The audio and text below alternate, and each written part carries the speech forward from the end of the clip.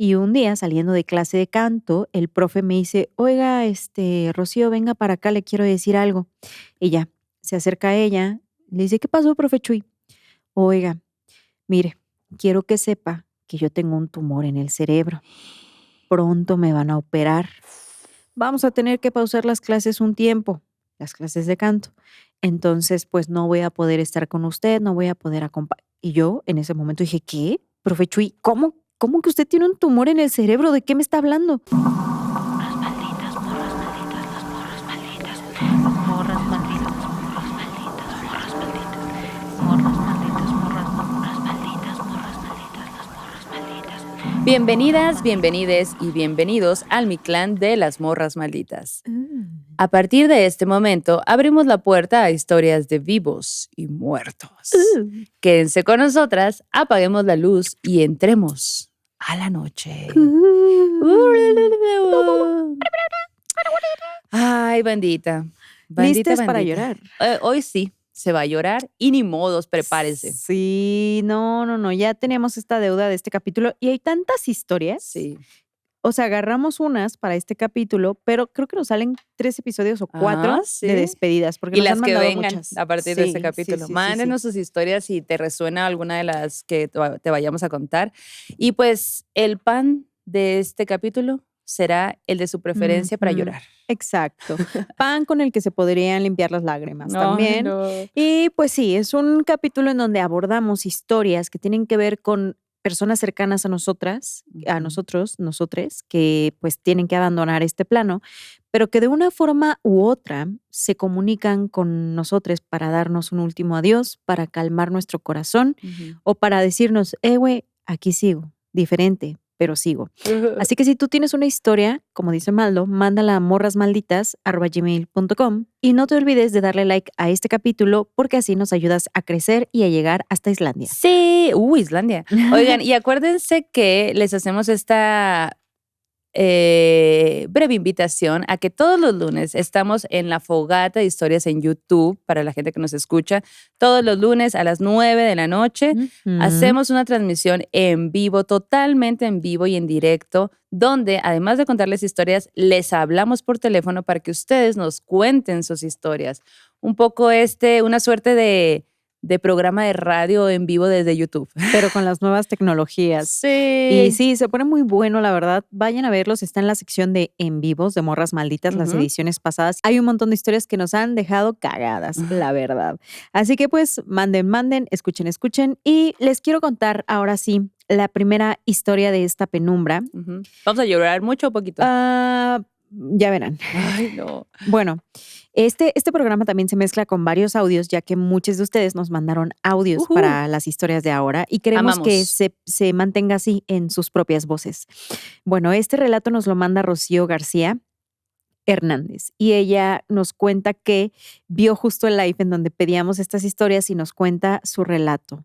Primero, Morras nos dice, quiero contarles quién fue la persona que vino a visitarme o a despedirse. Todavía no lo sé entre qué tono finalmente estaba eso que presencié.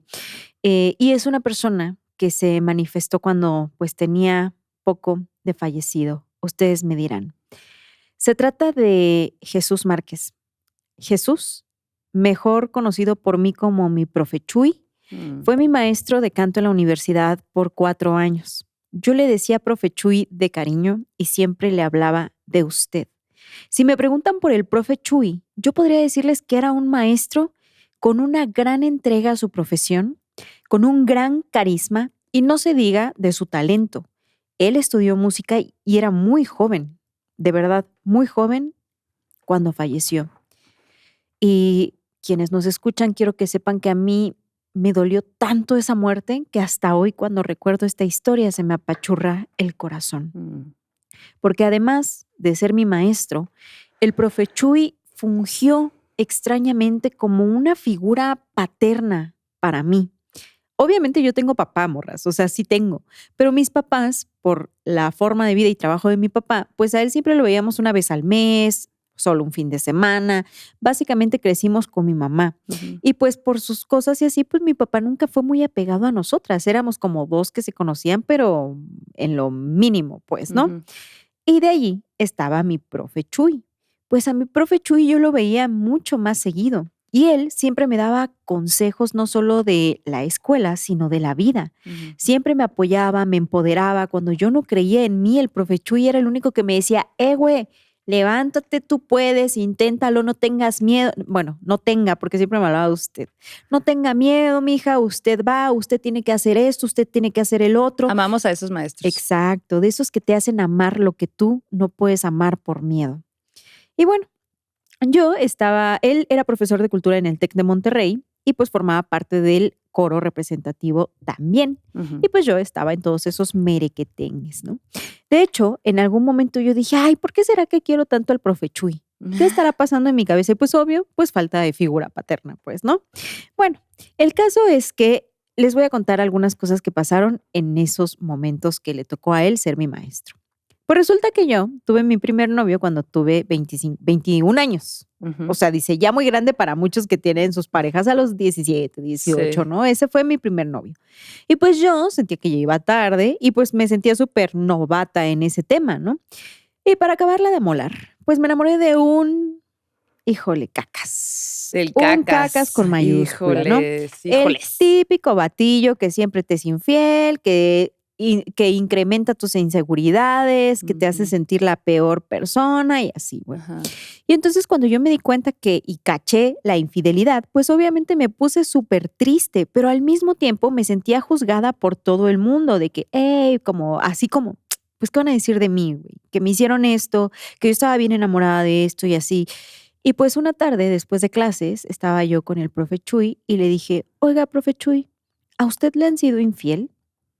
Profe Chuy, me empezó a contar sus anécdotas y experiencias de vida y todo, y yo procedí a contarle la historia que estaba viviendo.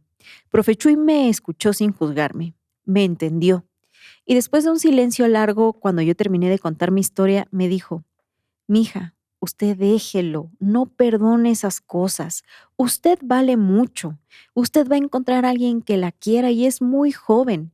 Estas cosas son parte de la vida que nos toca vivir, pero usted no se desanime. Lo que sí le puedo decir es que, por favor, muévase de ahí, váyase a algo más. Usted puede encontrar muchas cosas en el camino. Y la abrazó y todo, y ella como que regresó a casa y pues sí, le ayudó para dar ese salto, ¿no? Como que salir de ese lugar. Tiempo después, pues ella igual llega a su clase y todo, y platicando, y al final le dice, ay, profe, ¿qué cree que mi carro trae un ruido bien extraño? Como que no sé qué hacer, tengo miedo de que me deje ahí botada.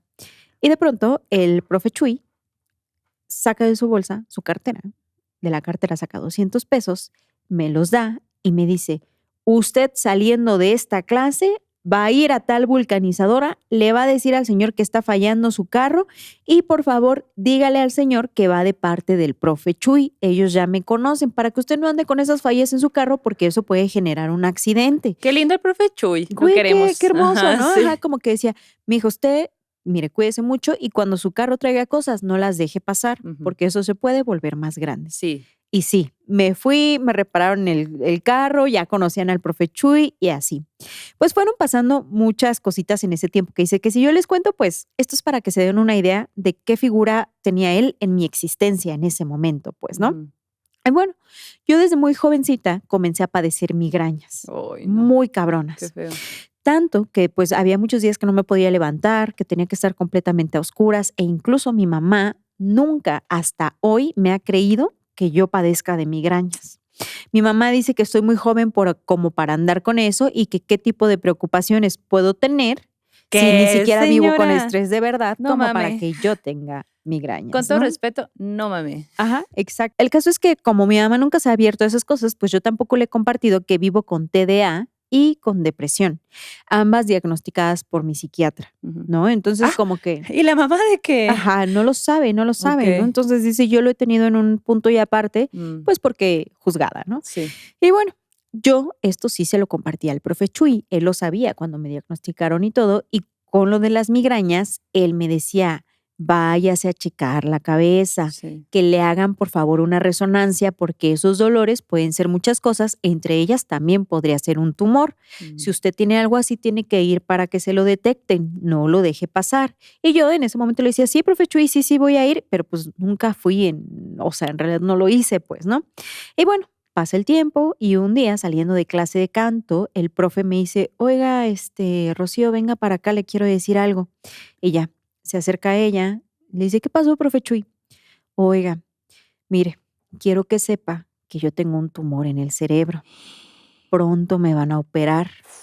Vamos a tener que pausar las clases un tiempo, las clases de canto. Entonces, pues no voy a poder estar con usted, no voy a poder acompañar. Y yo en ese momento dije, ¿qué? Profe Chuy, ¿cómo que usted tiene un tumor en el cerebro? ¿De qué me está hablando? No se preocupe, yo estoy tranquilo. De quien tuve que despedirme ya me he despedido, pero mire, yo estoy tranquilo y nada más quiero decirle a usted que no se preocupe. Todo va a estar bien. Ahí, morras, se me cerró la garganta. No supe qué decirle, no supe cómo actuar, me fui a casa como un zombie. Y sí, unos días después lo operaron, dejó de ir a darnos clases y de allí, 4 meses después, falleció. No. Yo lo fui a visitar un par de semanas antes de que muriera. Cuando llegué a su casa me di cuenta de que él estaba ya muy grave, estaba muy delgado, apenas lúcido. Dice Iván, mi ahora esposo, que cuando yo pasé al baño esa vez en la escuela y que el profe Chuy me había dicho estas palabras previo a su cirugía, el profe Chuy les dijo a los demás compañeros, cuídenmela mucho, la aprecio un montón. Oh. Ay, borras, hasta tengo un nudo en la garganta otra vez de contarles. Y sí, después de visitarlo, meses después, él falleció. Desafortunadamente, yo estaba en España haciendo un diplomado en Derechos Humanos cuando me llegó el mensaje de texto y bueno, lloré como nunca. Tuve un duelo muy doloroso. Me dolió por mucho tiempo que él se hubiera muerto porque lo quería mucho. Hasta me sentía ridícula por llorarle tanto si en realidad no nos habíamos conocido tanto, porque solo había sido mi maestro 4 años y nuestra relación solo se basaba en vernos 2 veces a la semana con las clases y el coro representativo. Pero aún así, con su noble corazón, logró ganar un lugar en mi corazón. Estando yo todavía en España, tuve un sueño con él. Y es un sueño muy real. Yo, si no supiera que fue un sueño porque me desperté de él, creería que está pasando, ¿no? Bueno, pues en el sueño yo estoy detrás de las bambalinas de un escenario. Ya ven cómo son los escenarios que tienen cortinas rojas para abrir o cerrarse, para cambiar de una escena a otra. Y bueno, yo estaba tras bambalinas a un lado de estas cortinas rojas y veo, asomándose por las cortinas, un coro que ya estaba puesto en el escenario. Todos ya estaban parados en sus lugares, acomodados y vestidos de gala. Nosotros en el TEC pues dependía mucho de la temática de los conciertos que diéramos, la forma en la que nos íbamos a vestir. Pero ahí la gente iba súper elegante, la verdad, ¿no? Me impactó ver eso. Y cuando ya estaban listos para empezar a cantar, noté que no lo hacían, no empezaban porque estaban esperando una señal, estaban esperando a que alguien les diera, como el director, pues, ¿no? Que les diera las instrucciones. Y yo al mismo tiempo como que empecé a sentirme nerviosa de estar allí presenciando todo esto. Decía, híjole, llegué tarde, ya no alcancé mi lugar, ni modo de meterme ahorita, ya todos están listos. Y de pronto, una voz desde el escenario entre la gente me dice, oiga, ya véngase para acá la estoy esperando.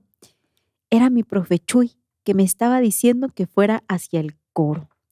Al escuchar su voz, me sentí súper relajada, ya que como les comentaba, desde que yo vi el coro, pues no supe qué hacer, no sabía si ir, venir, quedarme ahí, y pues cuando el profe Chuy me habló, yo me acerqué para unirme. Por cierto, que desde que el profe Chuy en vida real enfermó y pausó sus clases, yo abandoné también el canto, ¿no? Okay. Entonces cuando me habla ahí, pues en el sueño era como una sensación bonita de que estoy con la confianza de que él me habla. Y bueno, me animé, fui, me paré a un lado del profe y fíjense cómo es esto. El profe Chuy siempre me dio empujones de valor. Siempre me decía, usted puede, usted tiene talento. Y apenas al subir al escenario y sin darme cuenta, mi ropa ya no era la ropa con la que yo había llegado ahí. Ya era una ropa de gala, elegante, muy mamalona, ¿no? Y el profe Chuy me dio como que la instrucción de usted únase porque ya vamos a empezar. Y bueno, pues ahí el profe Chuy da las instrucciones, comienza la música, empieza el alboroto artístico en ese momento y güey, qué hermoso se sintió, ¿no? Y lo más loco que a mí me pasó es que quien dirigía era el profe Chuy, todo eso. Él en vida había tenido un gran sueño, el de convertirse en director. Oh. Y en ese plano, él era el director. Y lo primero que pensé fue, por fin el profe Chuy cumplió su sueño. Por fin es el director de la orquesta. Del más allá. Y yo siempre había querido verlo actuar así y por fin lo estaba haciendo. Cuando empezó la pieza, poquito antes de que empezara como el programa normal de canto, pues a todos nos tocaba cantar el himno nacional mexicano, ¿no?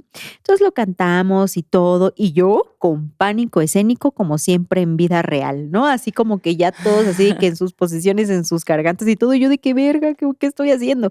Y en eso, al oído, me susurra el profe Chuy, saque la voz, no tenga miedo. Saque la voz. Mismas palabras que siempre me había dicho. Yo ahí dije, sí, voy a sacar la voz y me empoderé en ese momento. De pronto, nuestra representación se ve interrumpida por un grupo de señoras que se metían al escenario y se sentaban allí, no en las sillas que estaban dispuestas, sino que enfrente de nosotros haciendo un escándalo, ¿no? Y en lo que esperábamos que se resolviera todo este meollo del asunto con las señoras interrumpiendo, recuerdo al profe Chuy de vuelta junto a mí, riéndose y diciendo, ay, ay, ay, que él siempre en vida real decía con voz de barítono. ¿Cómo sería eso? Ay, ay, ay. Ay, ay, ay. Bueno, imagínense lo elegante y talentoso, ¿no? Y bueno, y de ahí me dice algo como que, así es esto, ¿verdad? ¿Qué le vamos a hacer? Así es todo esto. Se vuelve a reír y ¡fum! El sueño se acaba. Wow. Y pues ya me desperté, obviamente súper triste, lloré, lloré, lloré y para su información, sí, morrita, sí fui a hacerme una resonancia magnética porque claro que me traumé de que me dijera que cuidado Obvio. con las migrañas y pues afortunadamente todo bien y pues ya me hice un chequeo y así. Oh. Mi familia nunca me fue a ver a ninguna presentación de clases de canto ni en el coro representativo, pero la verdad es que hasta hoy recuerdo mucho a ese maestro que no sé si él supo lo importante que fue en mi vida, pero definitivamente lo fue y tal vez por ello, en un sueño, estuvimos en un coro, él como director de la orquesta y yo como su alumna que vencía el miedo. Ay, güey, yo creo que sí lo supo también porque mira, Sí, desde el más allá te mandó traer a su orquesta, a su Qué orquesta. loco, Sí, está ¿no? muy lindo Oh, eso. profe Sí, Chuy. Y qué chido porque pues sí hay maestros que te empoderan, que claro. como que te hacen sentir que puedes, ¿no? Sí, Está te dan chido la eso. confianza, Te dan ¿no? la Ajá. confianza. Ujú. Sí, luego hay veces que esa confianza no la tienes en casa y estos maestros son los que te empujan Ujú. y la neta se valora. Yo creo que todos tenemos un maestro así como que en la mente, uno o varios de que diga, estos maestros en específico, wow, así me cambiaron la vida escolar, ¿no? Sí, Ay, no, totalmente. qué bonita historia. Pues una velita al profe Chuy. Exacto. Pues vamos a seguir con estas historias que nos mandaron en audio, que ya saben que nos encanta escuchar las historias desde su viva voz. Y esta historia nos las manda Arlet y tiene que ver con su papá también. Así que vamos a escucharla. Súbale bien, súbale. Resulta y resalta que mi papá muere muy joven, a los 54 años, de una enfermedad terrible que se llama fiebre reumática. No voy a entrar en detalles, pero sí quiero que sepan que mi papá se fue como consumiendo. Ok. De ser un hombre así robusto, fuerte y todo, acabó siendo pues puro huesito y pellejo, ¿no? Yo creo que acabó pesando 45 kilos, midiendo 1,75. O sea, fue muy feo. Y cuando pues ya era su época de entrar y salir del hospital y esos últimos meses de vida, confieso que yo era pues no era muy buena para estar en el hospital con él. Me partía verlo así. Y por otros detalles en los que no voy a entrar, la verdad es que me costaba mucho trabajo estar con él. Ujú. Me la pasaba muy mal y se manifestaba físicamente y no quería que mi papá me viera así. Entonces, pues pasaba poco tiempo con él, ¿no? Cuando le tocaba estar en hospitales. Y eso a mí me dio mucha culpa mucho tiempo. Total que muere y como al año, más o menos, quizá un poquito más, estaba yo dormida, soñando que estaba en casa de mi mamá y precisamente en el cuarto de mi mamá, echando pasión con un vato desconocido. ¿Qué? Y pues ya, ¿no? Me salía del cuarto de mi mamá, yo sola, el vato ahí se quedaba. Y cuando sales del cuarto de mi mamá, pasas por la sala comedor y llegas a las escaleras que te suben al segundo piso. Ujú. Total que iba yo caminando y veo en el descanso de las escaleras a mi papá, que ya no se veía ni flaquito, ni acabado, ni enfermo, ni amarillento, sino literalmente así como te pintan a los ángeles en las iglesias, ¿no? Mm. Súper guapo, sano, chapeado, fuerte, iba vestido de blanco. Y me acuerdo que yo lo vi y me dio mucha alegría y una sorpresa así enorme, porque yo sabía que ya estaba muerto. Y él me ve también, me voltea a ver, baja las escaleras. Te miento si me acuerdo si las bajó caminando o las bajó flotando, no creo que las haya bajado caminando. Y nos damos un abrazo fuerte, así, de esos abrazos inolvidables. O sea, yo todavía lo puedo sentir. Mm. Y entonces me acuerdo que nos despegábamos tantito y yo le veía su carita así tan bonita y le decía, papá, te ves guapísimo. Y, Mm. perdón, todavía me cuesta trabajo hablar de esto. Y después de que yo le decía que se veía guapísimo, él me decía también que yo me veía muy bien y me decía que estaba muy orgulloso de mí, que me extrañaba, pero que él estaba bien ya, que ya no estaba sufriendo, que no tenía nada por qué sentirme culpable. Y platicábamos, ¿no? Así de banalidades por un ratito. Y después me daba un beso en la mejilla y me volvió a abrazar y me decía que me quería.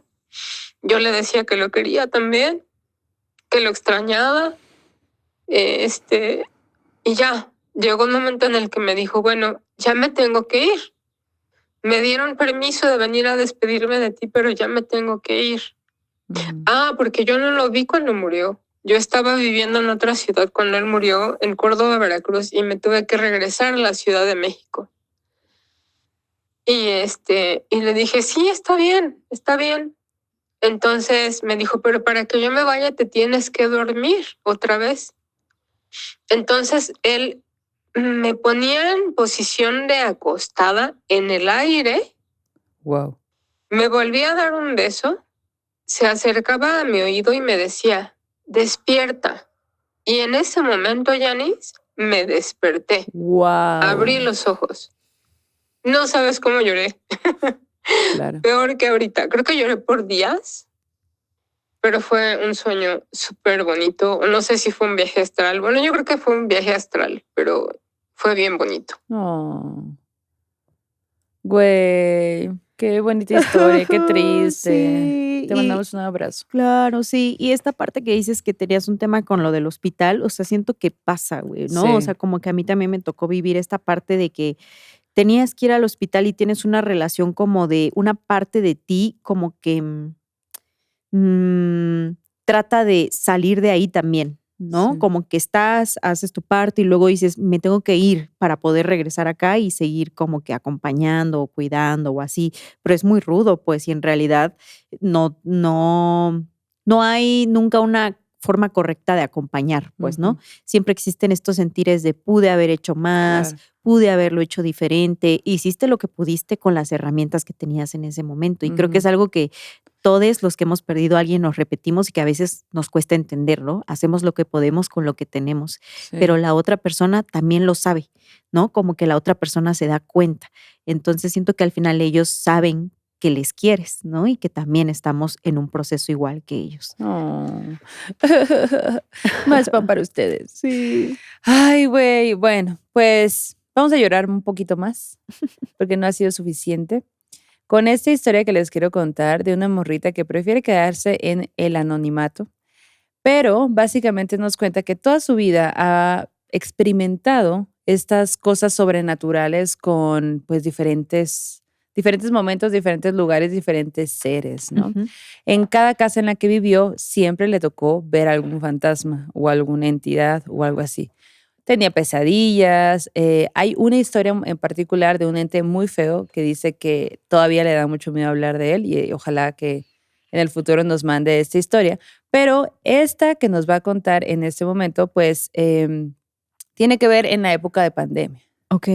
Entonces, eso no tiene tanto que pasó, pues apenas, ¿no? Resulta que esta morrita se había quedado en Puebla, ¿verdad? Cuando toda su familia estaba en Veracruz. Ujú. Entonces, pues era el COVID, todo el mundo teníamos miedo, así pasaban Sí. un montón de cosas. Y nos cuenta, mi papá en ese momento era de la población vulnerable, porque hacía unos años había tenido un trasplante y pues tenía que tomar muchas pastillas y demás, y había que tener mucho cuidado con él, quien convivía con él, porque pues estaba la pandemia y él tenía esa condición y pues no queríamos como arriesgarlo. Hubo un momento en una semana donde él enfermó Ujú. y para ese momento nos cuenta, yo estaba lidiando con una depresión muy severa y cada vez que me pasa esto, como que me alejo. Me alejo porque no quiero preocupar a mi familia, no quiero que me vean triste. Entonces, como que mi forma de un poco resguardarme es perder contacto, Aislándote. Sí. aislándote totalmente, ¿no? Entonces, yo en ese tiempo estaba muy ausente. Y esa semana que yo supe que mi papá había enfermado, pues realmente no había hablado con él. Y yo no, pues como que no quería también porque decía, pues si hablo con él, va a saber que estoy triste, él está enfermo, no quiero preocuparlo más, no tiene caso, ¿no? Pero una noche de esa semana yo andaba muy inquieta, como que no podía dormir y daba vueltas y vueltas y vueltas. Y llegó un momento en el que entro en el sueño. Entro en el sueño y la verdad fue muy extraño para mí, porque yo en el sueño veo hacia abajo y veo que mis pies tengo como botas llenas de lodo. Oh. Y al levantar la vista me doy cuenta que estoy subiendo una montaña. Estoy en ¡Hala! las faldas de una montaña. Ajá. Y veía así las botas llenas de lodo, yo así toda, ¿no? Volteaba alrededor y a lo lejos veía personas. Y entre esas personas eran familiares míos. Y veo que está mi medio hermano sentado en un lugar. Ujú. Entonces, a mí me da una vibra como extraña de, ¿Qué ¿qué hace ahí? pedo? Ajá. ¿Qué hace allí, no? Y me acerco a él estaba sentado, me siento enseguida de él y nos quedamos platicando un rato. Ujú. La verdad es que no recuerdo de qué hablamos, pero llegó un momento donde de pronto él se para y comienza a caminar, como a seguir el camino como para subir la montaña. Ujú. Y entonces yo voy detrás de él. Voy detrás de él y volteo a los lados y veo que pues efectivamente sigue ahí pues familiares, pero a lo lejos, ¿no? Cada quien en su rollo. Y bueno, pues el caso es que íbamos subiendo y cuando donde nosotros estábamos platicando era como pues caluroso, ¿no? El ambiente y todo. Sí. Pero conforme fuimos subiendo la montaña, pues cada vez hacía más frío, el sol ya no era tan caliente, de pronto se nubló, de pronto empezó a nevar. Corría aire súper pesado, así como que yo entendía que cada vez íbamos subiendo más alto y más alto Ujú. la montaña como para llegar hasta arriba. Y ahí mientras iba subiendo y el aire me pegaba más, la nevada y todo, de pronto volteaba hacia enfrente y veía a mi hermano que él seguía subiendo también enfrente de mí. Pero él iba en su rollo, subiendo. Nunca volteó a verme, nunca nada. O sea, él iba en su onda y nunca jamás me ayudó, ni yo a él. O sea, cada quien estábamos ahí subiendo, ¿no? Y en una de esas, mientras estoy viendo hacia arriba y me pega así como que llega un viento con todo esto de la nieve y todo, bajo la mirada para cubrirme y en ese momento me doy cuenta que alrededor de mi cintura hay un listón rojo que va hacia enfrente, ¿no? Entonces yo lo veo y digo, ¿qué es esto? Y empiezo como a seguir el listón, ¿no? Como que medio lo jalo y empiezo a seguir el listón porque está amarrado a mí. Y conforme fui dando pasos y pasos, cada vez más difícil porque cada vez entendía que estaba más arriba de la montaña, me fui dando cuenta de que empecé a pisar como picos, como si ya hubiera llegado a la cima. Y volteaba y allá a lo lejos seguía viendo a mis familiares, pero no los veía como si yo te estuviera viendo a ti, sino como los veía blurosos. Y bueno, había mucho viento, toda la situación en el ambiente como que no me dejaba ver bien y yo pensaba que era eso, ¿no? Entonces, mientras estábamos allí, ya arriba, de pronto me doy cuenta que la mirada de mi sueño cambia. Primero yo todo el tiempo era yo viendo las cosas desde mi propia perspectiva. Y en ese momento lo veo todo en una tercera persona. Y efectivamente me doy cuenta que estoy en una zona montañosa y que había picos en cada esquina como si si ya fuera el final de cada montaña. Pero esas montañas rodeaban otra montaña de un pico mucho más grande. Y entonces cuando yo veo el cuadro y digo, ok, ya entendí, estamos subiendo una montaña, esto es algo familiar. O sea, como que pues está mi familia, no sé qué, y mientras estoy ahí, me doy cuenta que enseguida de mí está mi hermana. Ahora, de nuevo, ni a ella, ni a mi mamá, que también la vi, ni a ningún otro familiar le podía ver bien la cara. Pero sabía que eran Pero ellos. yo sabía que eran ellos. Incluso sabía que era mi mamá. Y mi mamá tenía 10 años de haber fallecido. Eso estuvo muy loco. ¡Hala! Y mientras yo estaba allí, empiezo a hacer así como que a ver, observar todo. Y me doy cuenta que en el pico de la montaña más grande, la que estaba en medio, estaba mi papá. Y mi papá traía también un hilo rojo en su cintura. ¡Órale! Y entonces me hacía señas, ¡hey! ¡Hey! A lo lejos. Y yo lo veía angustiado, ¿sabes? Como muy angustiado. Entonces volteaba y yo decía, ¿qué pasó? ¿Qué pasó? Pero imagínate que hay aire. Sí, claro, me lo imagino como que estás llegando a la cima de una montaña escalando y que el clima ya es nevoso, pues, ¿no? Ajá, exacto. Entonces me hacía señas y todo, ¿no? Y yo como que veía su angustia, como que, y él agarraba su listón y lo jalaba y lo jalaba. Y entonces como que me hacía señas, tú haz lo mismo, tú haz lo mismo. Entonces yo agarraba mi listón y empecé a entender que el listón entre él y yo estaba flojo. Estaba muy flojo. Y él estaba angustiado por eso, porque estaba flojo y me decía, estíralo, estíralo. Tienes que sostenerte muy fuerte, no te vayas a soltar, no te vayas a soltar.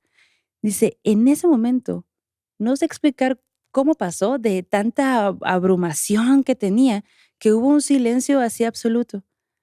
Y me hacía señas, ¿no? No lo vayas a soltar. Y yo, en ese momento, despierto. Y digo, ¿qué es esto? Desperté llorando porque no entendí bien qué era lo que había pasado, ¿no? ¿Qué clase de sueño era este? En la mañana me levanto y todo, y me sentía como inquieta. Ese día me sentía inquieta. Y no tuve comunicación con mi papá ese día, pero yo le había mandado mensajes a él, a mi hermana, y nadie me había contestado nada. Hasta que llega un momento donde recibo un mensaje de mi papá que dice, Nona, me van a hospitalizar. En ese momento yo le marco por teléfono, le marco a mi hermana y no me contestan y yo estoy súper angustiada de qué está pasando, porque no me están contestando. Y cuando me regresa la llamada, mi hermana me dice, ya lo internaron, pero está muy mal. Está muy, muy mal.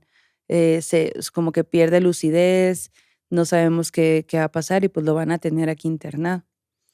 Y en ese momento me hicieron videollamada.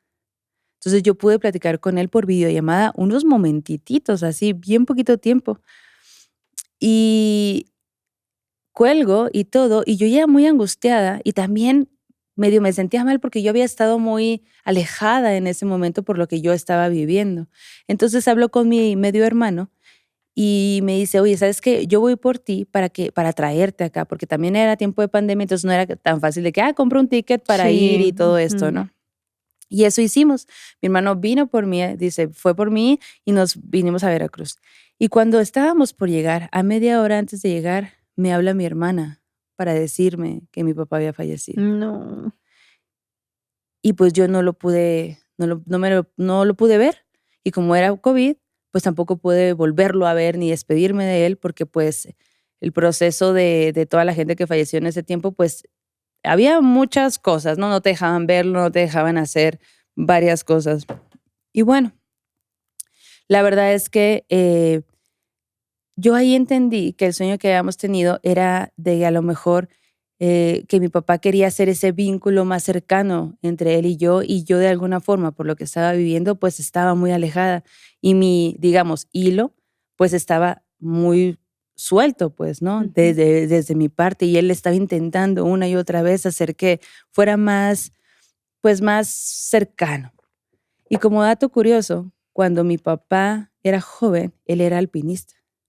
Y toda su vida, güey. Ajá. Ahora entiendo el sueño. Exacto. Y dice, y toda su vida hablaba de un viaje que hizo a Mont Blanc, a la montaña, y de cómo lo había pasado. Entonces yo busqué cómo era el lugar y efectivamente es nevado, y así era como lo mismo que yo había soñado. Güey. Y es como si mi papá hubiera vuelto a ese lugar donde a él le había gustado mucho estar en su etapa de montañista.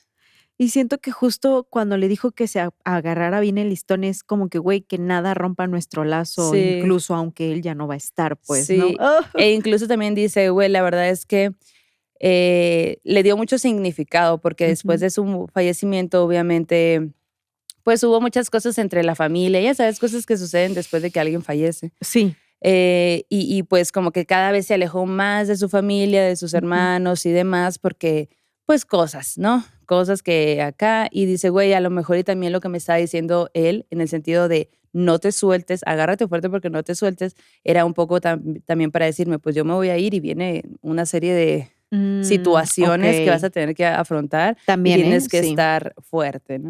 Y la preocupación misma del padre de que ya está, de que se está yendo, ¿no? De que, güey, yo ya no puedo estar aquí con ustedes. Sí. Ay, cuéntanos si le has vuelto a soñar, porque como que por lo que entiendo, a cada tanto nuestros parientes de Sky Team nos echan así de que, güey, aquí ando. sigo. Ajá. De que, Oli, me los imagino con alitas.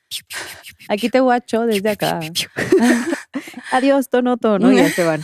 No, no es cierto. Oh, sí es cierto, quién sabe. Quién sabe, nunca lo sabremos, la verdad. Bueno, ustedes cuenten cómo se les manifiestan, pero me encanta que es a través de los sueños. Sí. Porque como acá siempre decimos en este espacio, los sueños también son un canal mediante en el que puedes presenciar lo sobrenatural y puedes conectar con tus seres queridos que ya fallecieron. Sí. Y fíjense que también es a través de un sueño esta historia que nos cuenta Ana. Yo a Ana la conocí cuando me hicieron una entrevista en Nema, que es un medio de comunicación de Reporte Índigo, que fueron a nuestro show de morras también, sí, así como que he hecho muy de morras el formato también. Y pues ahí platicando de fantasmas, ella me decía, yo tengo una historia muy loca con mi papá, me decía una de las morras de la producción, ¿no? Que es Ana. Me parece que ya no está en este medio, pero la volví a contactar y le dije, oye, por favor, cuéntame nuevamente esa historia. Cuando la contó ahí, ay, no, a mí se me rompió el corazón. Y acá nos manda una versión que, pues, escuchemos. ¿Qué onda? Quiero compartirles un sueño que tuve con mi papá, quien falleció hace 1 año y medio. Y bueno, es un sueño, pero en realidad yo creo que nos conectamos, que no fue un sueño, que nos conectamos en un plano astral de formas inexplicables, pero yo estoy segura que él me visitó. Este empieza con que mi hermano iba manejando en un carro y yo iba con él en el carro y llegamos a un lugar. y los dos nos metimos y era como una especie de auditorio, como en el patio de una casa, como en un lugar abierto, pero era una casa, me acuerdo. Ujú. Y tenía asientos de estos que van como en fila, que son de cemento, en los que te sientas. Y era como escalonado hacia abajo y al final abajo había como una pantalla donde se podían proyectar cosas. Y yo, o sea, yo sabía que estaba soñando, pero no tuve tiempo de preguntar nada, de repente empezó una proyección, ¿no? Y eran videos de mí de chiquita, como de mí jugando en unos columpios con mi papá, de mí con mi papá en su oficina cuando me llevaba cuando había vacaciones y tenía que llevarme con él a su oficina, como yo jugando ahí, brincando, como que saludando y conociendo a sus compañeros de trabajo, que todavía viven esos compañeros de trabajo, o sea, como incluso algunos vinieron en los días en los que después de su muerte. De mí en la casa jugando, o sea, como recuerdos míos de infancia reales. Yo no había visto fotos o videos de esos momentos como en archivos que tenemos en mi casa, pero yo sabía que esos momentos sí habían pasado, ¿no? Entonces empecé a entender que ese video no era algo inventado, ¿no? Lo habían sacado de algún lugar. Ujú. Entonces acabó el video y yo, bueno, mientras iba avanzando el video, pues se ponía como muchísimo más personal. Empezaban a hacer recuerdos muy lindos de mi papá y yo. Ujú. Y yo empecé a llorar y al final del video salía la leyenda como yo siempre voy a estar contigo. Y ya se hacía fade a negro el video. Y yo estaba ahí llorando muchísimo en el sueño, pero era un sueño que yo entendía que era como en el presente. O sea, yo sabía que mi papá estaba muerto, ¿no? Yo no esperaba que mi papá estuviera ahí. Pero estaba muy conmovida. Recuerdo que desde que empezó el video empecé a sentir muchas cosas. Cuando terminó el video, como que me paré a abrazar a las personas que estaban ahí, porque además eran personas conocidas. Estaba como familia de mi papá, de un lado, y estaban como algunos de mis familiares de ese otro lado. Entonces yo me paré como tratando como de entender qué seguía en el sueño. O sea, si yo, como preguntarle a las personas que estaban ahí si ellos habían hecho eso. Y me paré y caminé así poquito y en medio del pasillo estaba mi papá, como un poco atrás de donde yo estaba. Mm.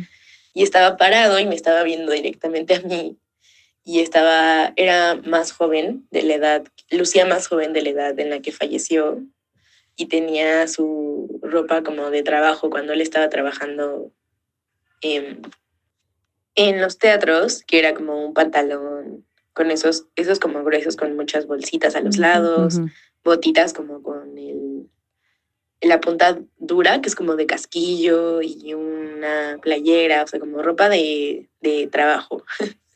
Porque, dato importante, él trabajó toda su vida como instalando las cosas eléctricas en los teatros y auditorios y cines. Okay. Y eso empezó a hacer sentido cuando me doy cuenta que yo entré a un auditorio improvisado, ¿no? Como que era el auditorio improvisado de dentro de la memoria y del corazón de mi papá. O sea, los videos que yo vi eran sus recuerdos de mí, Mm. sus recuerdos de mí cuando yo estaba chiquita, o sea, las cosas que él vivió conmigo y lo que recordaba de cómo él me vio crecer. O sea, eso básicamente era el video, ¿no? Y al final su mensaje era decirme como yo siempre voy a estar contigo, mostrándome como la vida que él recuerda haberme visto crecer, ¿no? Y no solo como la última parte. También siento que mucho fue para consolarme como que no me sintiera yo triste porque ya no iba a estar físicamente conmigo el resto de mi vida. Ujú. Eso era algo que yo me dolía mucho como en los primeros meses asimilar, Ujú. porque yo tenía 25 cuando mi papá se murió y me dolía mucho pensar que yo iba a tener como 30, 40, iba a crecer y mi papá ya no me iba a ver, ¿no? Entonces Ujú. ese video fue muy significativo porque fue mi papá diciéndome como ¿de qué hablas, morrita? Yo te vi desde primera de que naciste y te vi crecer y estoy aquí en tus recuerdos, aunque tú no lo tengas en tu mente, ¿no? Fue como demostrándome como yo siempre estuve contigo y siempre voy a estar contigo. Entonces en el sueño yo empecé a llorar más cuando lo vi y inmediatamente como que me acerqué a él y lo abracé sin dudarlo. Y lo abracé y en ese momento toda la energía del sueño cambió porque ya no estábamos en el lugar del sueño, ya solo éramos como él y yo conectados. Pero no sé cómo explicarles esto, porque yo lo estaba abrazando, pero no era un abrazo físico, fue como un abrazo de energía, o sea, yo no sentía o sea, Sí. no era que yo sintiera sus brazos en su cuerpo, ¿no? Sí. Pero sí estábamos juntos abrazados Oh. y ya no estábamos en el lugar del sueño, estábamos como en un lugar como de que solo existían nuestra conexión mental, no sé cómo explicarles. Inmediatamente que lo abracé y nos sentí muy cerquita, como que cerré los ojos y solo estaba sintiendo su cercanía y su abrazo y ya no existía nada más, como que solo en ese momento estaban pasando nuestra conexión con lo que queríamos decirle al otro. Yo lo abracé e inmediatamente le dije que gracias por ese increíble regalo que me había dado, que gracias por haber sido un papá muy chido, que lo amaba mucho, que le creía que siempre iba a estar conmigo. Yo me acuerdo que yo me abalancé a abrazarlo porque era mi oportunidad de decirle las cosas que no le pude terminar de decir, ¿no? Me quería dejarle claro eso. Pero yo no esperaba que él me contestara ni nada. Y me contestó, me habló con su voz. O sea, yo escuchaba su voz, pero solo eso era como dentro de mi conciencia o mi cabeza, porque en el sueño yo no yo no pronunciaba palabras ni hablaba con mi voz. Y ya en cuanto terminamos de hablar y como que nos terminamos el abrazo, yo me alejé, o sea, me desconecté como de esa energía y desperté en mi cama y estaba llorando muchísimo, o sea, tenía los ojos así súper mojados y mi carita. Y seguí llorando un rato y además esa sensación que estaba teniendo mientras hablaba con él de mucha paz, mucha serenidad y mucho amor así en todo mi cuerpo y en todo el pecho, se vino ese abrazo, o sea, esa sensación que me dio mi papá con el abrazo, se vino a mí se vino conmigo a este plano, porque se me quedó esa sensación cuando desperté. Y ya, solo me quedé llorando un ratito en mi cama, escribí lo que había pasado para recordarlo. Y estoy segura que me visitó y vino a despedirse. Y también ese sueño me ayudó muchísimo en mi proceso de duelo. Ahora cuando pienso en él, sé que está en ese lugar en el que se siente, en esas sensaciones que me transmitió cuando me visitó y me ha ayudado mucho con saber que él trascendió, pero cuando lo pienso, recuerdo que se siente así y eso me da un buen de calma. Momento para llorar amargamente. Sí. Pero qué padre que se pudo despedir, ¿no? Y tener ese recuerdo tan bonito para el resto de tu vida. Y además siento que como que con todos estos detalles que nos compartió y como ella misma dice, entró al archivo de la memoria de su papá. Está muy lindo. O a lo mejor es algo de que él le quiso mostrar a ella directamente. Sí, por eso, por eso ella entró a su archivo de la memoria, pues, ¿no? Como que ese espacio que además era de un teatro, como él siempre trabajó en vida, ¿no? Y la película y todo. Güey, no mames, me lo estoy imaginando todo. Qué precioso regalo de tu papá poder, se veía que trabajaba en teatros, la verdad. Muy armado su show. Su show para ti, ¿no? Con mucho amor y gracias por compartirnoslo. Sí. Si lo vuelves a soñar, cuéntanos, por favor. Y qué hermoso. Le mandamos también una velita a tu papá y una velita a las personas que se han manifestado en este programa. Gracias a que ustedes nos están contando sus historias, a los papás, a los maestros, a la familia. A los abuelitos. A los abuelitos. Yo les voy a contar una historia de abuelitos para el terror en corto. Y es que Ana Vázquez nos manda esta historia que ocurrió apenas en el 2021, en enero. Justamente dice, yo cumplo años el 20 de enero. Y estoy bien panchera con mis cumpleaños, la verdad. Me siento identificada. Y dice, la neta, como que siempre hago mucho show y todo, pero ese ese cumpleaños en específico desperté y no desperté con el vibe de es mi cumpleaños, sino como que como que el ambiente se sentía pesado. Había algo, una especie de emoción que no sabría explicar. Denso. Y transcurrió el día y llegó un momento donde yo iba a ver a mis papás y a mis abuelos. Mi abuelito paterno específicamente es como el hombre que más amo en la vida. Yo crecí muy pegada a él, nos cuenta. Y pues justamente llegamos a la casa y mi abuelito llega y dice, mija, feliz cumpleaños y que no sé qué, me abraza y todo. Y me dice, ¿qué crees? No te compré un pastel, pero ahorita voy por uno. Ay, abuelito, típico de abuelitos. Sí, y no, ahorita vayan haciendo el café, que no sé qué. Y mi abuelito andaba en moto. Entonces se subió a su moto y me fue a comprar mi pastel. Ay.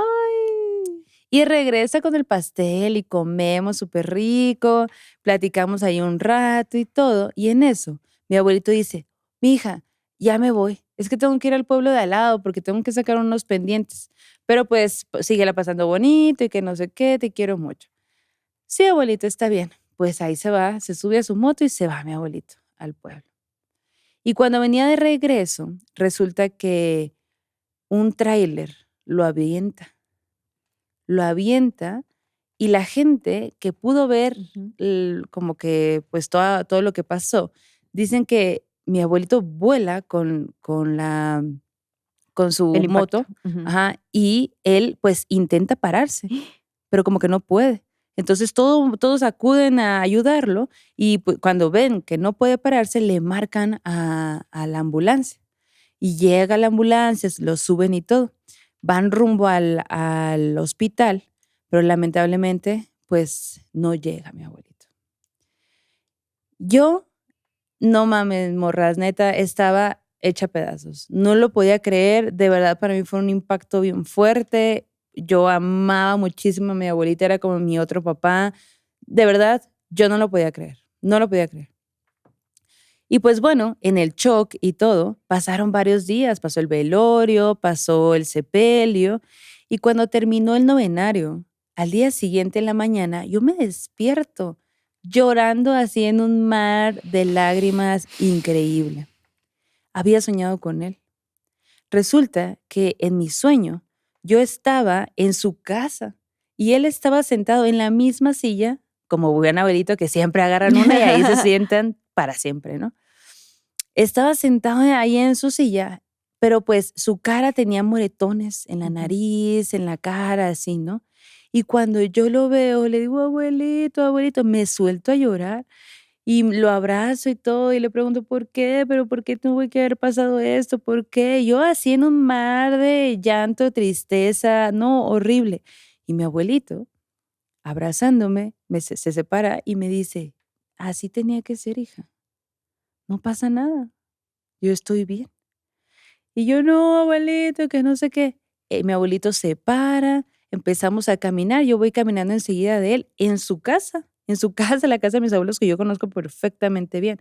Vamos caminando por el pasillo y cuando estamos por salir al patio, mi abuelito me detiene y me dice, hija, ya me tengo que despedir. Aquí es donde yo me despido. ¿Vas a estar bien?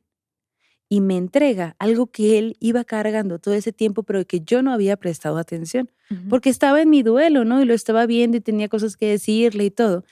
Y cuando bajo la mirada, veo que me está entregando unas cobijas que tenía ahí dobladas en la mano. Y en eso, ¡fua!, despierto. Y lloro y lloro y lloro muchísimo de la sensación de que yo de verdad sentía que estuve con mi abuelita, que sí había sido él, que sí nos habíamos abrazado, o sea, esa sensación, ¿no? Y llorando y todo, me paro y voy a ver a mi bebé, que en ese momento tenía 6 meses. Y cuando lo veo en la cuna y el bebé está acostado y estaba tapado con las mismas cobijitas que mi abuelito me acababa de dar en mi sueño. No, morras, lloré más. O sea, muy cabrón porque era como, no solo vino a despedirse de mí, vino a despedirse también de mi hijo. Y no, pues yo como que sentí bonito, pero a la vez esta sensación de, pues de tristeza, ¿no? Tras una pérdida. Pero esa fue la vez que me tocó ver a mi abuelito. Ay, pues sí, ya sabemos quién era la consentida de la abuelita. Tal cual. Ay, Y tus primas de... a mí no vino a A darme mí no cobijas. me ha visto. A mí no me dio cobijas, la verdad, mi Oh. abuelito. Pues mira, qué hermosa historia y me encanta porque en este capítulo hemos tenido de todo un poco, ¿no? Historias de Ujú. abuelitos, de papás. Sí, de Ay, maestros. y ahora escuchemos una historia de amor. A ver. Esto nos lo manda Alejandra Dávila y vamos a ponerla en la sección de sueño macabro, aunque hemos tenido muchos sueños en Ajá. este programa, pero pues escuchemos lo que nos cuenta. A ver. Hola, morras malditas, soy Alejandra. Primero, toda esta historia se basa en El Salvador. Pues sí, digo unos términos que todavía no conozcan. Y todo pasó con un muchacho que empezó como a mediados del 2015, como en agosto. Y me decían, no, que él te quiere conocer, que esto, que lo otro. Y me acuerdo que yo andaba en unas cosas ahí de mi colegio y él siempre me veía y todo, y siempre aparecía como en ciertos puntos. Y yo, que hola, y esto. Y éramos como una relación medio conflictiva, que no éramos nada porque no éramos novios ni nada, pero no éramos amigos. Y así pasó. Y pasó todo mi año ese de último de colegio. Y llegué a la universidad y todo. Y lo veía en las tardes, llegaba a mi casa, pero nunca éramos nada.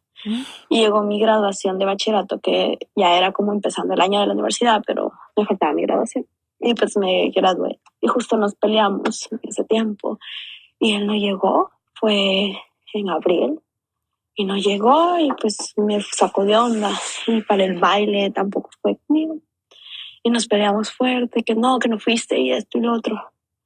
Y me dijo que sí quería que yo fuera su novia y le dije, no, yo no quiero hacerlo. Y después el siguiente día le dije que sí.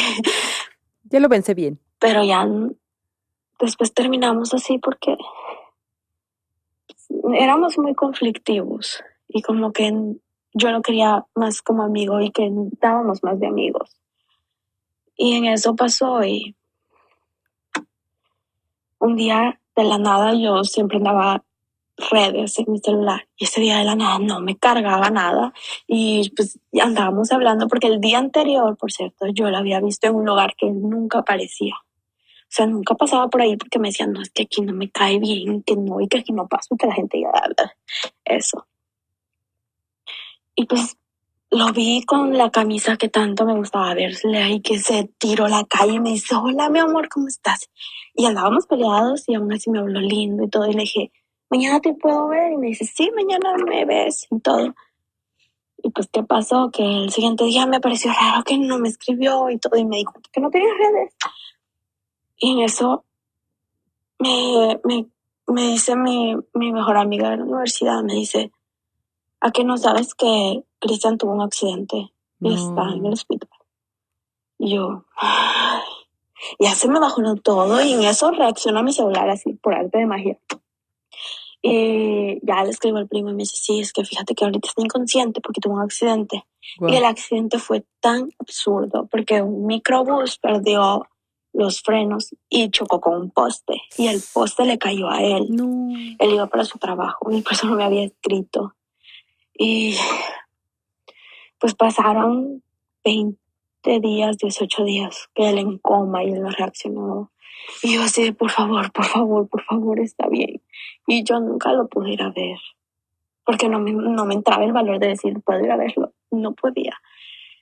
Y el 23 de abril pasó de que él tuvo su último aliento y murió. Ay, no. Y justo ese día tampoco me sirvió el celular, por cierto, hasta que yo llego a la casa, andaba, por cierto, en el pueblo de mi papá, y en eso llego a la casa y mi papá estaba cambiando de colores y solo se me quedaba viendo y yo no entendía por qué. Y pues pasó que él murió. Y me di cuenta y me desmoroné y todo y pasó la vela. Y en eso, el siguiente día que ya iba a ser el entierro, todos llegaron contando, no, que él se despidió de mí, no, que él llegó y se despidió de mí. Y él se despidió de mí. Y el día del entierro, antes de que lo enterraran, le dije, ¿en serio? O sea, tanto que me jurabas amor y no te despides de mí. Hijo de puta, le dije, porque o sea, en El Salvador somos muy mal hablados. Y yo le dije, hijo de puta, o sea, tanto que me decías amor y que no sé qué, y que me jurabas amor y no te despides de mí. Y ya, me enojé y que esto y que lo otro. Pasaron los días y otra vez todo el mundo me decía, no, que se despidió. Y no se despedía de mí. Y en ese un día cumplió años un amigo que teníamos en común y ya, yo me levanté temprano, tenía clases, era un sábado. Y me levanté y ya le escribí, "Ay, feliz cumpleaños y todo esto". Y en eso, pues pasó de que yo no sé si fue sueño, no sé si fue un sueño o si fue en verdad, pero en eso yo tenía la ventana así como en mi espalda, a la par de mi cama, y en eso siento que alguien me abraza, así de atrás, me abraza y me dice, no me puedo despedir de ti. He estado todos estos días contigo y no me voy a despedir de ti porque no puedo, porque te amo. Y me dice, y no me voltees a ver, porque no quiero que me veas a como yo quedé. Quiero que me recuerdes tal y como yo era antes. Y le decía, es que te necesito ver. Y yo lloraba. Y en eso pasó y solo me dijo, me vas a estar sintiendo. Y ya. Y en eso sentí un aire helado y se fue. Y cuando yo reaccioné, estaba llorando así a mares. Y le grité a mi mamá y todo. Y le digo, es que no se quiere despedir de mí, no sé qué hacer. Y después tuve otros sueños más, pero ese se los voy a contar después porque él me ha aparecido en sueños. Y justo ahorita tengo una niña y me ha aparecido en sueños, así que me cuenta cosas de mi niña. ¡Guau! Uy, qué fuerte. Uy. No. Qué feo. No mames. Sí. Qué doloroso. Pero qué bueno que al final, pues, mira, tú le pediste que se despidiera de ti y se manifestó. Sí, como que te explicó por qué, Sí. ¿no? Ajá. Y qué bonito eso de que sigue apareciendo, ¿no? De alguna forma u otra y que te habla de tu vida actual. Quiero saber qué te dice de tu niña, qué te cuenta, cómo se te manifiesta, qué te dice, cómo lo percibes. ¿Ya lo pudiste ver? O si tú has respetado también eso de no voltees a verme, pues, ¿no? Cuéntanos, por favor, Morris. Uy, no. Ay, no, y pues una velita para él. También para él, para todos los entes que hemos contado en este capítulo. Oigan, pues vámonos al arte-horror. Arte-horror. Y hablando de despedidas, pues traje ante ustedes a un artista, el artista que hizo del duelo un lenguaje. Christian Boltanski.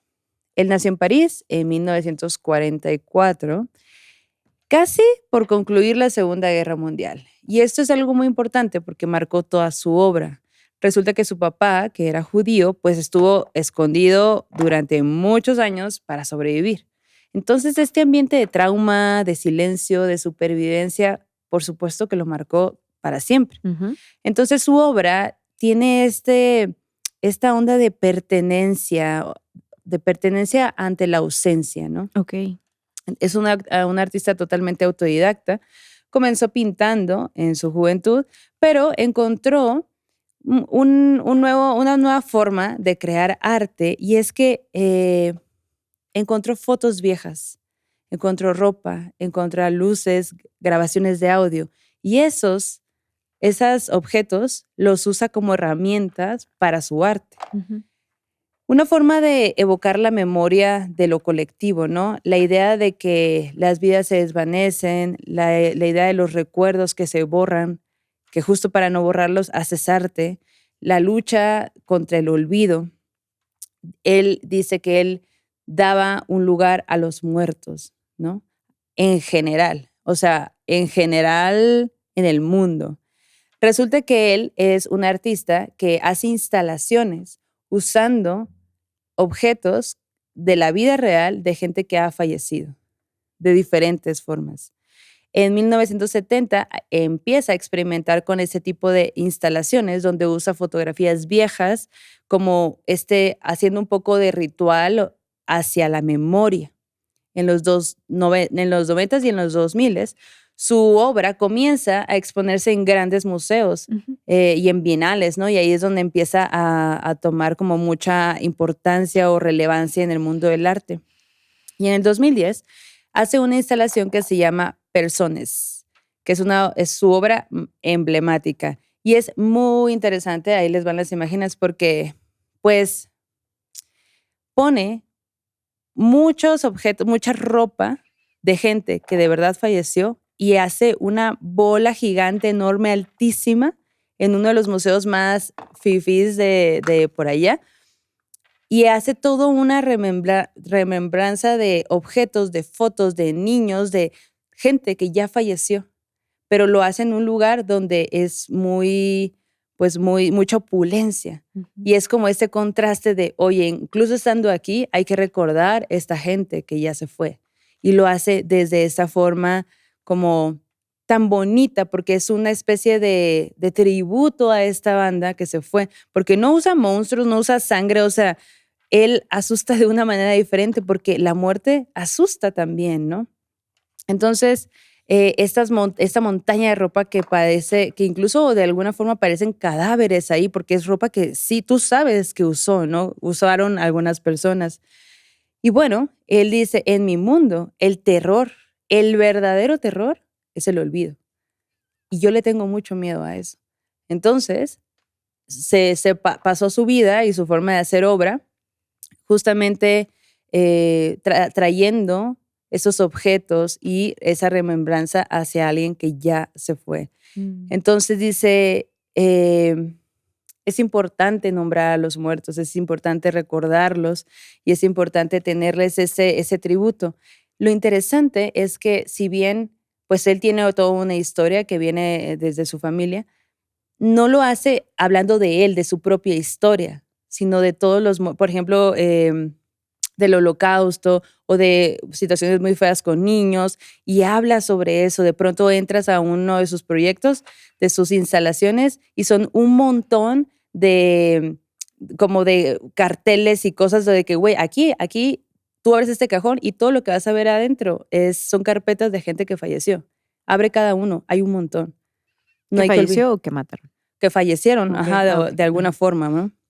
Entonces, sí, o sea, de diferentes cosas, no tiene que ser así tan violento ni nada. Pero pues esta es la obra de este hombre. Él murió en el 2021, o sea, no tiene tanto tiempo. Órale, ajá. Y pues a lo largo de su obra, que así muy, pues de alguna forma, pues estas esculturas y todo han ido viajando de un lugar a otro. Si tienes la oportunidad de ver algo de este artista, pues te lo recomiendo para llorar a gusto. Y pasando a las recomendaciones que dan miedo. Recomendaciones que dan miedo. Justo ahorita que estás hablando de, pues, quién recuerda a estas personas que mueren, ¿no? A través de objetos, a través de cosas. Fíjense que seguramente ustedes han ido a panteones que les han dejado impactado por la arquitectura, el arte que se percibe en algunas lápidas. Sí. Desde mujeres con posiciones muy bellas, sutiles, ¿no? Con el pelo largo, ¿no? Con sus formas tan finitas, tan bien talladas. O los ángeles, ¿no? Así. En mármol, algunas más grotescas, pero pareciera que cuando entras a un cementerio a veces es la competencia de cuál es la lápida más ostentosa, la más hermosa, la más bella o la más trágica, la que te inspira más. Y por ello, en esta edición de Morras Malditas, quiero recomendarles este libro de Mariana Enríquez, que pues ya saben que es una querida de este podcast, que se llama Alguien camina sobre tu tumba. Me encanta. Es la edición actualizada, la que tengo acá. Y fíjense que hay varias cosas por las que me gusta este libro y se las comparto. La primera, porque pues obvio, aquí hemos hablado mucho de panteones, ¿no? Hemos hablado mucho de la experiencia de ir, de lo que observas, ¿no? Si han seguido nuestras redes sociales, cuando podemos vamos a panteones y nos gusta documentar. Síganos en redes sociales. Ajá. Dele like a este capítulo. También. Mariana Enríquez lo que hace es un compendio de crónicas, de reflexiones de sus andadas por distintos panteones alrededor del mundo. Sí. Lugares en Chile, lugares en Argentina, aparece México también, nos vamos a Europa, a Estados Unidos. Hay un montón de panteones a los que ella va y de cada uno de esos panteones ella te cuenta no solo lo que hay adentro del panteón o lo que ella percibe, sino que una cosa que me pareció muy valiosa de este documento, de este recuento, es que Mariana nos habla de lo que se denuncia a través de los panteones. Ujú. Por ejemplo, hay un texto que a mí me pegó mucho cuando lo leí porque me fui a leerlo como de los primeros que leí porque dije, güey, qué loco, el cementerio más hermoso del mundo que se encuentra en Punta Arenas, en Chile. Ella fue por ahí en 2019 y se trata del cementerio municipal Sarah Brown. Y mientras nos habla, o sea, obvio ahorita ya con las tecnologías, pues tú puedes googlear y ves más imágenes del panteón. Este panteón es muy impactante porque tiene muchos árboles como arbustos que son como de conito, pero que si tú los ves desde muchas perspectivas parecen falos también, ¿no? O sea, como que tienen formas fálicas y todos están así formados, inmensos, con lápidas increíbles, que no sé qué y que no sé cuál. Pero lo que ella habla a través de esta crónica, de este texto, es de quienes están enterrados allí y de cómo ocurrió uno de los genocidios más atroces en esta área, ¿no? De cuando llegaron y pues trataron de exterminar y casi exterminaron a la población que habitaba la zona que hoy se conoce como Punta Arenas, allá en Chile, que es ya muy cerquita de Puerto Williams, de Ushuaia, del fin del mundo, pues, ¿no? Es un texto tan doloroso que nos habla de quiénes son quienes ocupan las lápidas más hermosas, que muchas veces son las personas que se hicieron ricas a costa de la población de los lugares que llegaron a habitar, que exterminaron a la población originaria, que exterminaron su naturaleza, se volvieron magnates y por eso pudieron pagarse las lápidas más hermosas, las más sutiles, las más bonitas y al mismo tiempo, pues nos hace como que no tener un sitio para las verdaderas personas habitantes de esos sitios, ¿no? ¿Dónde están las tumbas de las personas que habitan allí, de las personas del pueblo, de los que no tenían recursos, de los que les quitaron todo? Y curiosamente, en este panteón hay una tumba que se hizo y que se ha vuelto como un punto de veneración para el pueblo y para la gente, que es la tumba de un indio de esa zona. Y de hecho le dicen la tumba del indio. Y es un personaje, ¿no? Que está como en bronce, que está caracterizado como un poco a la usanza de las personas originarias de este lugar. Y entonces la gente a lo largo del tiempo ha ido a pedirle deseos. Órale. Y le ponen flores y le ponen velas y le ponen listones y atrás de él hay un montón de letreritos que le han llegado a poner que dicen, Indiecito, muchas gracias por este favor que me hiciste, Indiecito, muchas gracias, tal, tal, tal. Y pareciera que esta imagen sobrevive y es un poco la resistencia de la gente, ¿no? De decir, güey, él sí nos representa, pues, ¿no? Y al mismo tiempo, pues también nos narra de cuando fueron a vandalizar no vandalizar, sino que fueron a manifestarse en este panteón, como seguramente ha ocurrido en muchos otros, poniendo como que diciendo exterminadores, genocidas, a personajes que ustedes conocerán a través de este texto. A mí me conmovió, me dolió porque nos da una perspectiva súper interesante de los panteones, que siento que muchas veces nos quedamos en la belleza del sitio, pero cuando nos preguntamos quiénes están allí, te das cuenta de quiénes tenían el poder y muchas veces la maldad y el control sobre, pues, cosas, ¿no? Horripilantes que ocurren en las regiones. Me ha gustado mucho por eso y también lo que ella hace es que en el texto del panteón, ella viene a México, pues ha venido a presentar y todo, y ella lo narra en su crónica sobre México. Ella dice, oigan, siempre, se los voy a leer, dice, nunca estuve en México, este texto se llama Los Perros Negros y es Panteón de Belén y Panteón del Mezquitán, que fuimos, ¿te acuerdas? Sí, en Guadalajara, esto en 2012. Y ella dice, nunca estuve en México para Día de Muertos, el 2 de noviembre. Nunca decidí hacer en esa fecha un viaje, nunca me armé unas vacaciones para ver el rito y no sé bien por qué. Estoy segura de que no todo el país vive la tradición de la misma manera. Alguna vez me dijeron que para ver un verdadero Día de Muertos debía ir a Oaxaca o a pequeños lugares, pueblos del interior, o en lo posible a comunidades indígenas. nunca lo hice. Y a partir de allí, ella nos cuenta cómo a raíz de esa visita en 2012, ella se acerca a la tradición de Día de Muertos, cómo le parece súper locotrón que existe el pancito de muertos, las formas que tiene, que existen calaveras de azúcar. Y nosotros que vivimos tanto con eso, a mí no se me hace raro. Mi casa es como el Día de Muertos. Entras y es Día de Muertos en mi casa, ¿no? Pero ella viéndolo desde su mirada extranjera, curiosa, también nos habla de la Catrina, de la historia, ¿no? Entonces como que son estos textos de ella descubriendo estos sitios, los panteones, sus particularidades. Obvio que también nos habla de la belleza de las esculturas que están en estos panteones, nos habla de los artistas que las hicieron, nos habla de sus propias experiencias. Por ejemplo, al inicio nos cuenta cómo es que ella se enamoró de las andadas en los panteones y se echó ahí su romancecillo en uno de esos panteones con un angelito. Y me encanta esa paleta de colores de lo que nos narra. Es informativo, nos habla de historia, me encanta eso, de lugares que yo estaba en el Google Maps viendo Puerto Williams, Punta Arenas, y yo próximo viaje para allá, ¿no? Entonces como que me encanta que nos dé toda esta información, no solo nos describa los panteones, sino nos habla de la gente que está allí, de los mensajes que dicen las tumbas, ¿no? De las mujeres, hombres, personas que están sepultadas allí y que cada uno tiene una historia que contar y muchas veces esto es testigo del pasado, ¿no? Como una prueba de quiénes fueron, quiénes estuvieron allí. Entonces me parece un gran libro.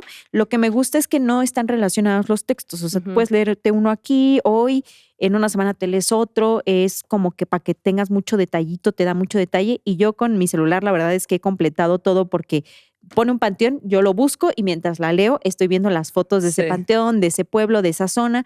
Entonces, pues me parece una gran recomendación. Alguien camina sobre tu tumba de Mariana Enríquez y pues me gustó mucho esta portada porque justo trae cholitos y calaveritas de azúcar y cempasúchil. Muy mexa, la verdad. Está muy padre ese libro, la neta. Recomendado siempre Mariana Enríquez para todo. Sí, ya ven. Para todo, léanla. Hola Mariana, ven a vernos. Ven a Morras Malditas, por favor, te invocamos. Y bueno, la Mariana, me duele el oído. Sí, ¿quién está hablando de mí? A lo mejor y con ella sí jalaría a jugar conmigo a la Ouija, ya que alguien nunca ha querido jugar. Mira, ya cuando salgas de todos tus pedos brujiles y que te han hecho no sé cuánto y que limpiando tu casa 6 veces, no, ya hablamos. Eso ya.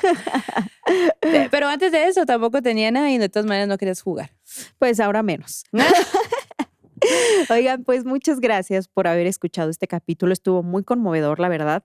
Como les decíamos al inicio, tenemos todavía bastantes historias, así que si quieres que pronto salga la parte 2, ponlo en los comentarios y si todavía no nos has mandado tu historia, pues mándala. Este es el momento. Y recuerda que también los lunes muchas veces complementamos con historias del mismo tema del capítulo de la semana. Entonces busca la fogata de historias porque seguramente también habrá historias relacionadas a el tema de hoy. Yes. Y bueno, pues cerramos el círculo. Cerremos el círculo.